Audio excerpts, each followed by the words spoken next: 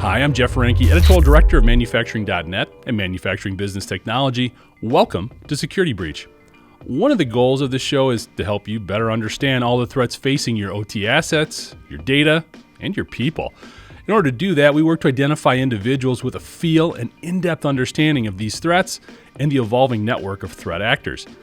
I can't think of anyone better to break down the hacker landscape than an individual whose research has led to being followed by, well-known data breachers on social media and considered, persona non grata in countries housing many of the most notorious state-sponsored hacking groups in the world.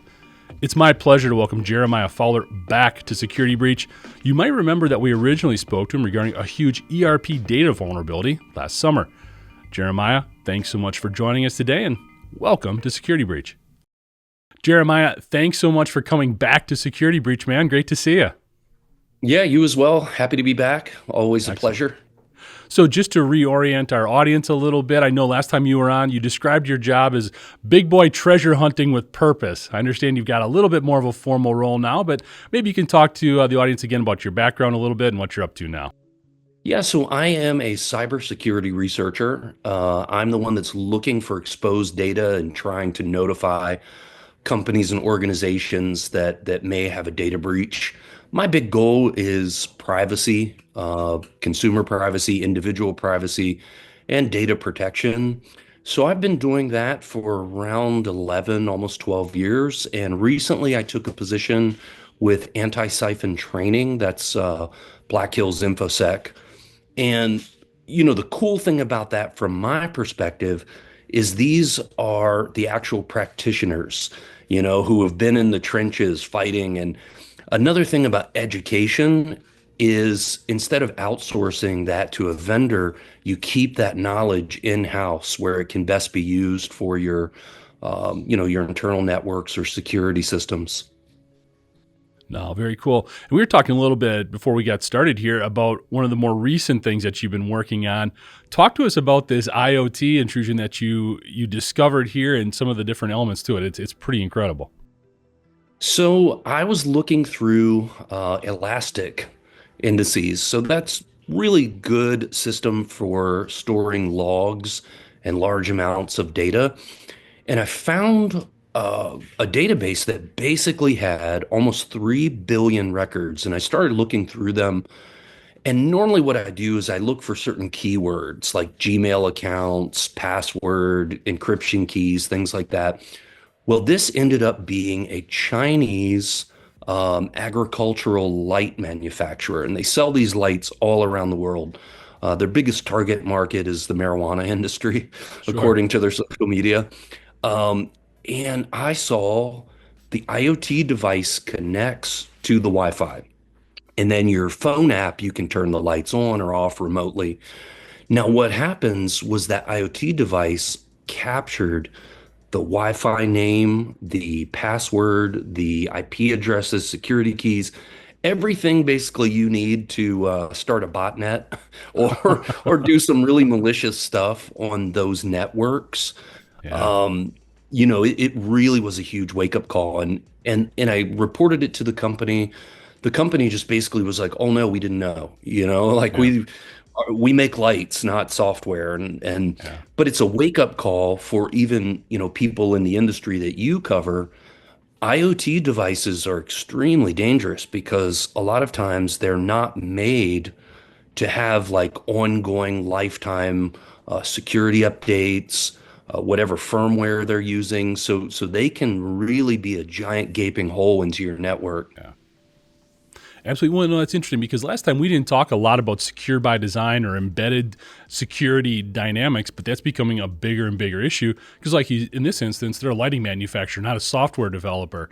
Is this something that you're seeing the Black Hat community becoming more aware of and seeing this as a bigger and bigger target potentially? Yeah, absolutely. Because, if you are a hacker or a nation state, which we're finding a lot now, most of them have either the blessing or directly are Yeah. employees of a rogue government. And you basically have your checklists of all the ways that you can access a network or breach a database. And and a lot of companies that produce IoT devices or certain things like that. And you're talking everything from medical equipment to smart home features. Their primary focus is product development, getting that out in the market. So any way that's a weak link for bad actors to get in, you can guarantee they're going to check it. Yeah, absolutely. Well, and it's interesting because all the different data then that they can extract from this type of hack. I mean, you're talking about the wireless passwords, and that can obviously give IP addresses, physical locations, and that sort of starts the whole social engineering process. And we've seen hackers getting so good at this, whether it's going after information for login data or just to sort of create that profile. They can plug it into an AI platform and start spitting out a lot of really scary sort of phishing emails and things of that nature. What types of things are you seeing with a lot of these new social engineering practices? Because it feels like it's the same old stuff, but it's kind of brand new at the same time. Yeah, and you touched on it a little bit there. The AI has really supercharged the fraud game. Where, a few years ago, if you got an email from your dead uncle in Nigeria's lawyer who's trying to, reach you to give you a few $1 million after you transfer them a few thousand, those days are gone. Now you have human readable text that can almost keep up with real-time communication. There's a case in Hong Kong last year where they did deep fake videos of some top C-level executives in the company and got, the CFO to actually transfer a few $1 million, and they never caught them as far as I know. Um, Social engineering, I forget the exact number, but it's in the high 90s of, most cyber attacks or any sort of successful scam starts with social engineering or has some level of social engineering. I see a big risk in internal company data, and that would be things like invoice fraud. CEO fraud is actually a pretty big thing as well, because once you have all these data points, you can create a profile. And when you have that internal information, whether you're reaching out to internal employees or external customers, they now have data that only the company and the client would have. So if I said, hey, here's account number, blah, blah, blah, you pay your bill on this day, we're having an issue with your credit card. Can you please validate the following information? And you would say, well, yeah, of course, why not? You know everything. You have no reason to not trust this individual. And the same goes with companies and invoices, because it is that trusted inside information.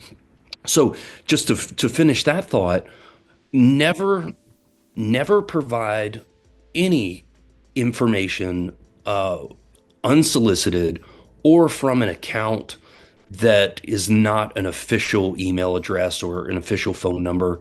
One of the things that the Russians like to do is they like to, take the domain name and buy something very similar with, one of the different alphabetic characters from their languages. No, it's interesting. I mean, here we're looking at something where people got in through a software vulnerability and a light, and what it can lead to in terms of how they can worm through that organization potentially and the information that they can grab. S-bombs are a big topic right now. Everybody's kind of I don't know if they're spending too much energy on it, but it seems maybe a heightened priority that takes the place of other things that should also be getting attention. But when it comes to these software bill of materials and identifying this, from your perspective, do you try to reach out to the software folks as well? Or is it primarily just the manufacturer and it's up to them to get to the software people? It seems like there's a real tug of war over responsibility between a lot of these internal players sometimes. Yeah, a lot of times, if there's a third party contractor, the company in good faith says, hey, here's what we need. We need to develop this. We either need a CRM or we need a mobile app or something. And they reach out to the contractor without really putting in strict guidelines of liability. And so if the contractor has a data breach, it still reflects the company. Those are still your customers. That's still your data. And I've seen that a lot, especially in the medical industry, because These are medical people. They're not focused on software and technology, even though they're required to use it now. Um, so that's the big thing that my advice would be to companies who are outsourcing is really sit down with them and say, yes, okay, you can do the work, but tell me what you do uh, to secure that data, to protect that data. What are your mitigation practices if we do have a data breach? And then that way it's not, a nuclear bomb in the middle of your business. Yeah, absolutely. Well, and a lot of that last time we talked a lot about the human factor and the different elements that sometimes get overlooked in cybersecurity planning and training and things of that nature and getting at that individual level. You mentioned a lot of the effort that's being put into AI and developing phishing emails and spear phishing emails going after the execs. What is your take there in terms of maybe things you've seen that people are getting better at, or advice that you would offer too in really addressing that human element of cybersecurity, especially at some of these huge organizations where, boy, just one little slip up and people can worm their way through and get at a lot of important stuff. Yeah, absolutely. So, I see a lot of companies not trust anything, including my responsible disclosure notices that you've had a data breach, Yeah, where they just don't trust anything. And yeah. instead of actually Googling that I'm a real individual, I'm a member of the cybersecurity community, I'm an ethical researcher, they just go, nope, not today, spammer, scammer.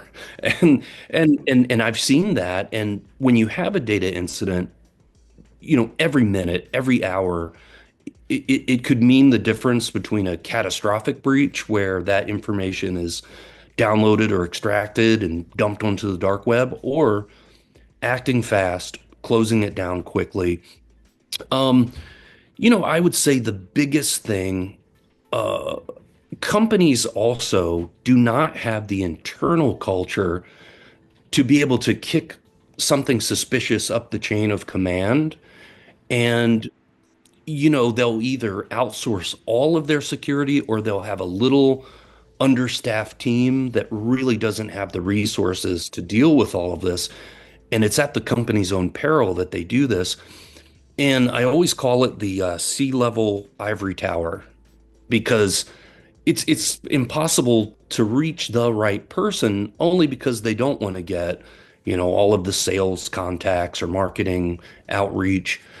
But in not having a communication channel for anything suspicious that's data protection related, cybersecurity related, that's a huge error, and every company should have that because, humans, we only have we have a very limited and narrow scope of what we can do. You can't look at generated email now and immediately go, this is a scam, because a lot of AI assistants are also being used by legitimate people. Um, so it's really going to be different in the coming years. And it'll probably happen fast if there is a way, to tag and flag AI generated content. Maybe there's something hidden in the metadata, and of course they'll figure out a way to strip that out pretty quickly as well. But that's the big thing, is trust nothing, verify everything. That would be my advice to anyone during these Wild West days of AI. Absolutely. One, it's interesting too. I want to circle back a little bit on the human element. One of the things we talked about before too is sort of that aim and blame policy a little bit. Figure out who clicked on the link and kind of focus on the bad behavior, if you will. What's your take there? I mean, is that important? Does that have to be there in an organization to have a level of accountability, or do we need to sort of disregard that and Yeah. just focus on the solution? So in the past, I've actually consulted with a few companies, and we did that internally, Yeah. sent some honeypot messages. And some of the companies were really, startup oriented, really cool. And the link we would just cloak and then redirect to like some shock website.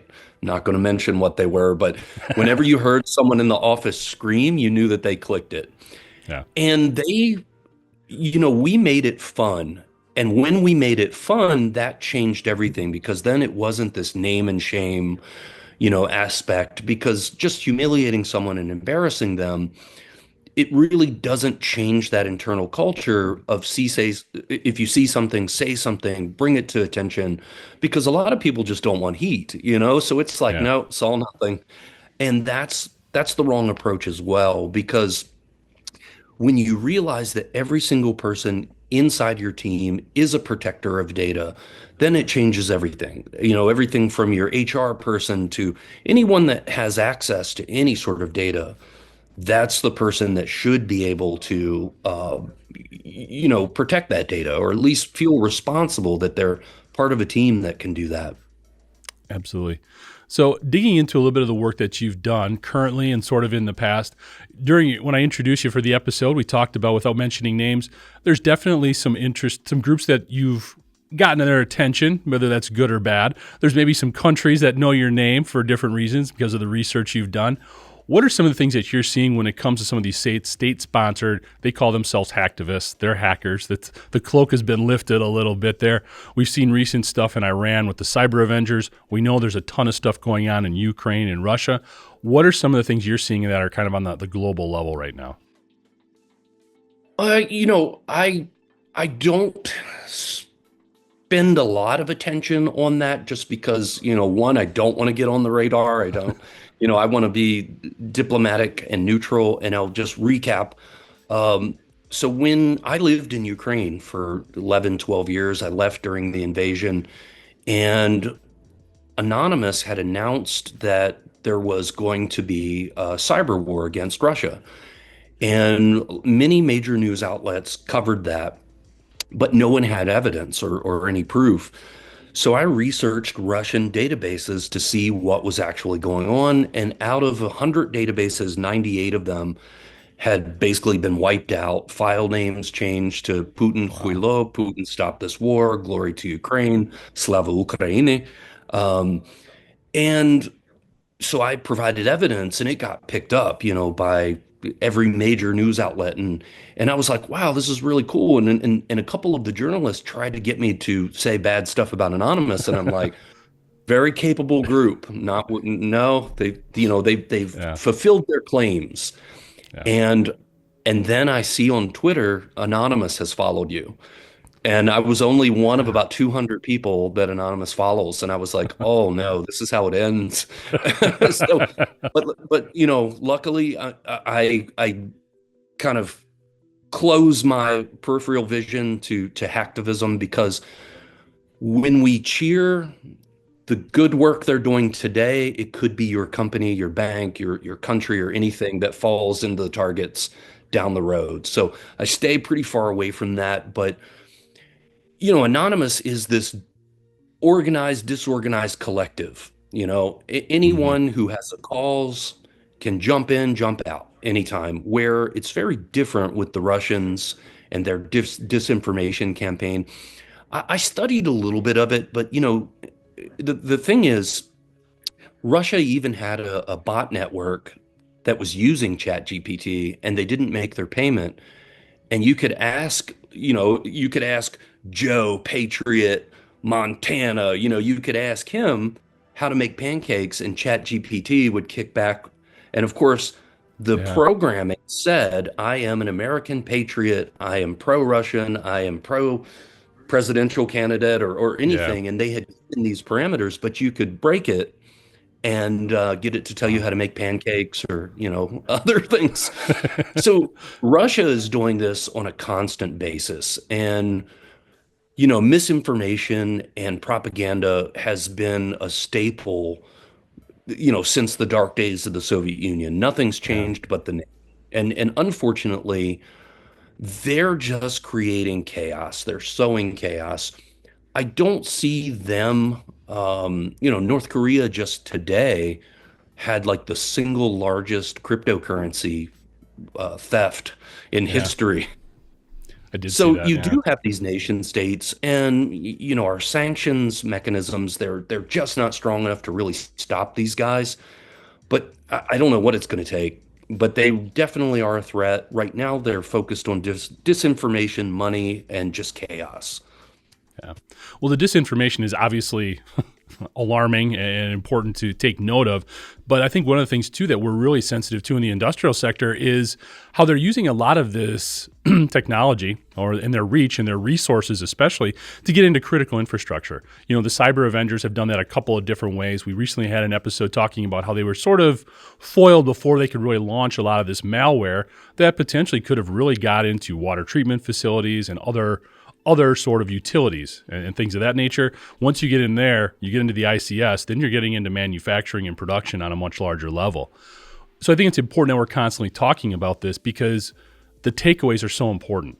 So whether it's a disinformation campaign, whether we're talking about critical infrastructure, denial of service, whatever the case is, when we break these attacks down, what do you see as some of the most important things that we can extract from them and learn from them? I mean, with the research that you're doing, that's a lot of what we're hoping to do is to educate folks.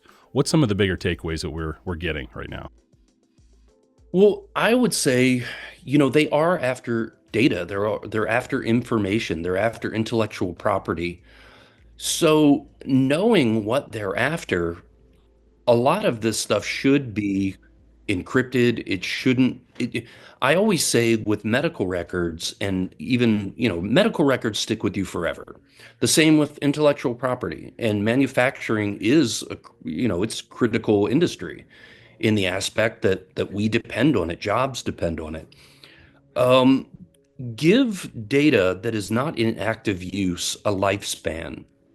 And what I mean by that is even if you have to take it offline, because our dear friends in China have a very long history of taking intellectual property, blueprints, ideas.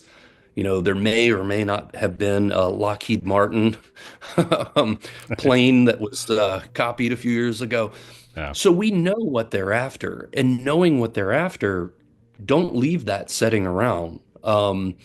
If something is not in active use, take it offline, store a physical backup of a backup of a backup, you know, 5 or 6 people that you trust, a safe in the office, a safe, uh, because when it's offline, it can't be hacked. Yeah. And I see so many people and companies not using encryption.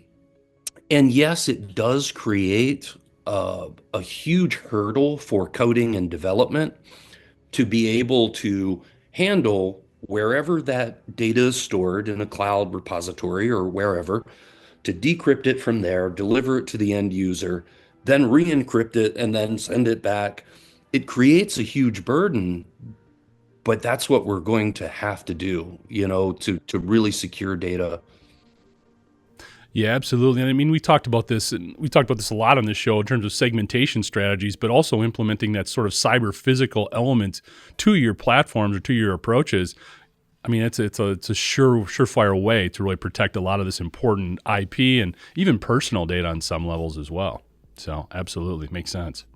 Intrusion monitoring is also it's also really valuable, and I am just shocked at how many databases with incredibly sensitive data. And when I say that, I found a United Nations database a while back. I found Illinois voter databases with literally the voter ID cards, the social security number, Wow.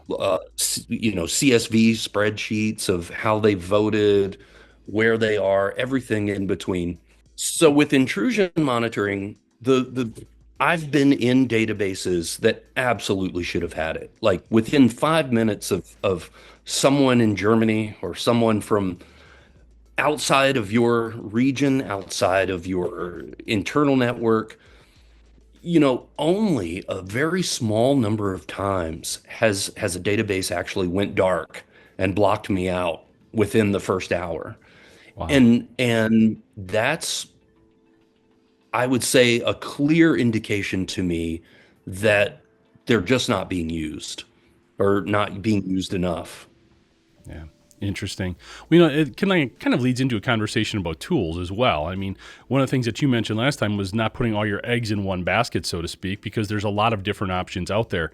Is there something right now that you're seeing that maybe is underutilized that could be used more, whether it's penetration testing, bug bounties, I don't know, whatever the case may be? Is there something that's maybe underutilized right now that could help solve a lot of these problems? Well, I'll start with the bug bounties because you hit a sensitive one there. Um, so when I started doing security research, I literally made a living off of bug bounties. Wow. It's been probably a year and a half since anyone has offered me a bug bounty.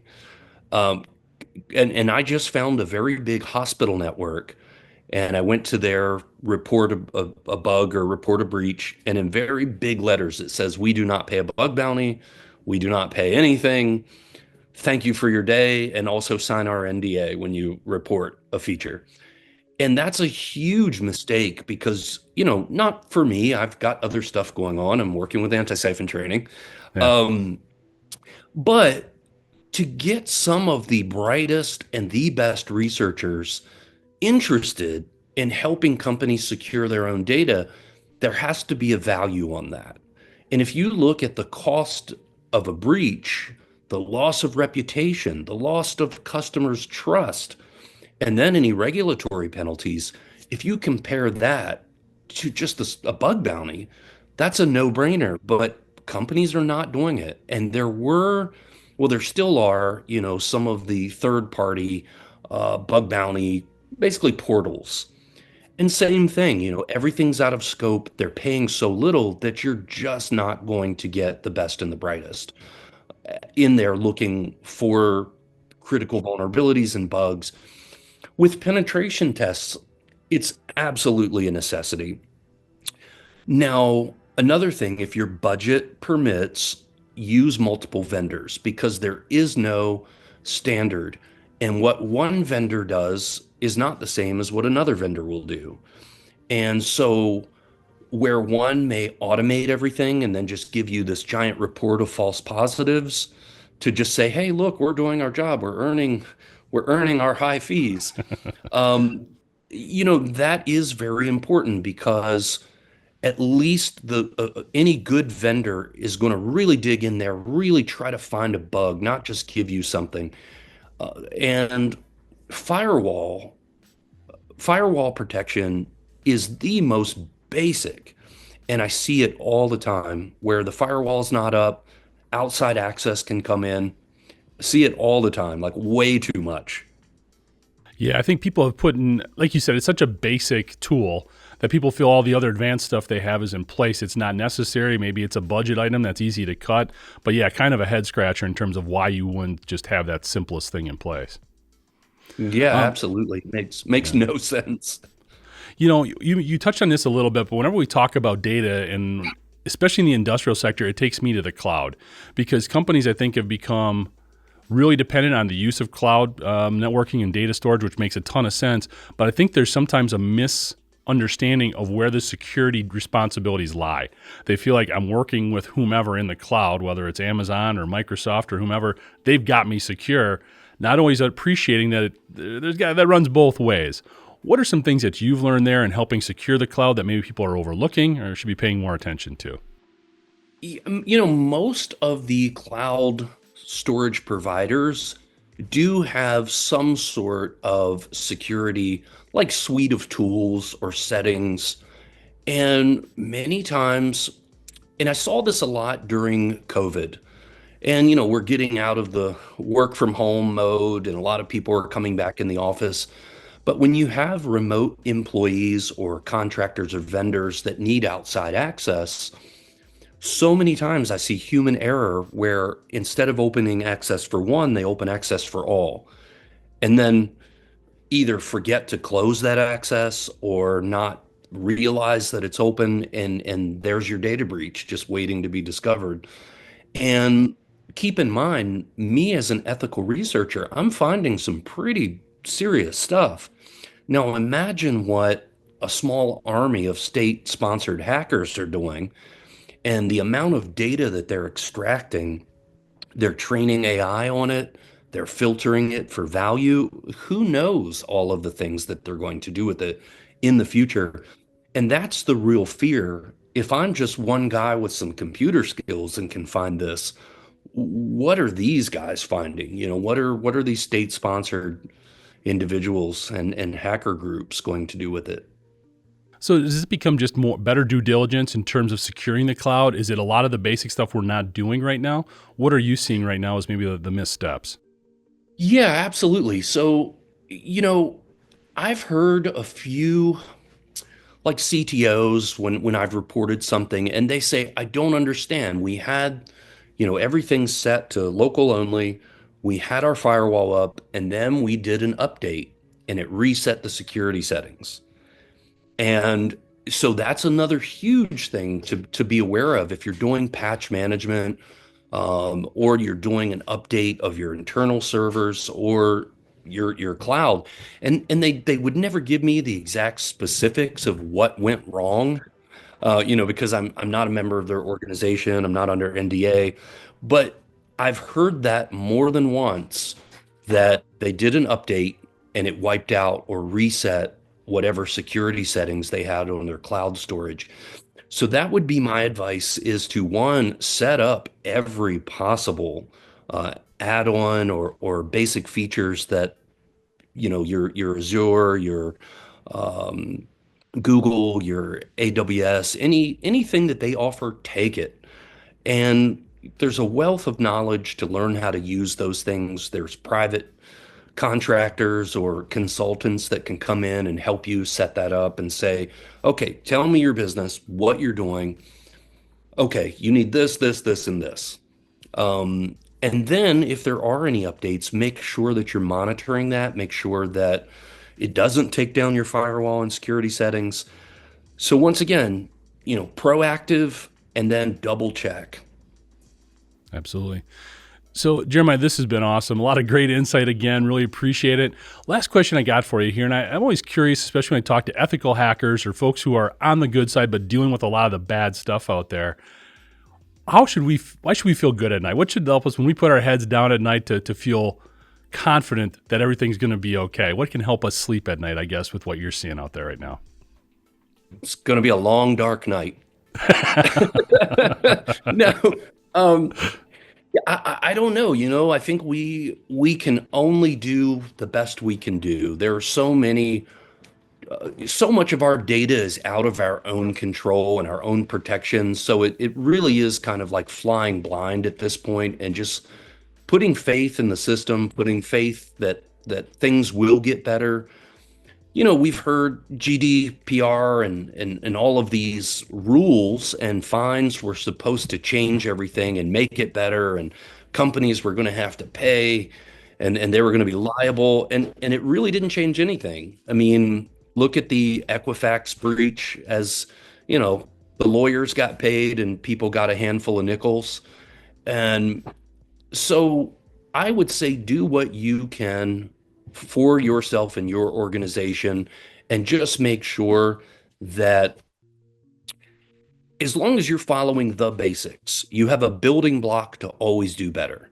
And education is key, not farming everything out to contractors, as I said earlier.